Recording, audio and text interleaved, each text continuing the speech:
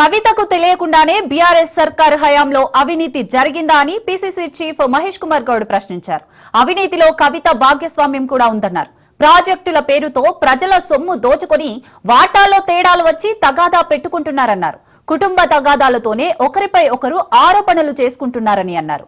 విచ్చలవిడిగా అవినీతి జరిగిందని ప్రజలు నమ్మినందునే బీఆర్ఎస్ ను అధికారంలోంచి దించారన్నారు. వచ్చే ఎన్నికల నాటికి రాజకీయ ముఖ చిత్రంలో బీఆర్ఎస్ ఉండదన్నారు.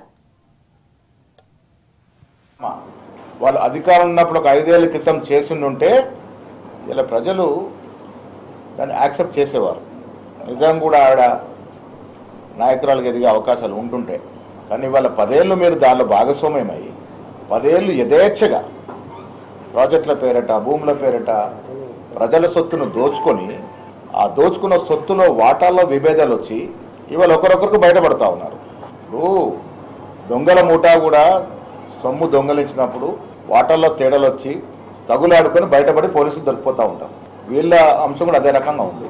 ఇప్పుడు సంతోష్ రావు గారు నాకన్నా ఎక్కువ సంపాదించినారని, హరీష్ రావు గారు మా అన్నకన్నా ఎక్కువ సంపాదించినారని, ఇదంతా కూడా వాటాల తగాదా.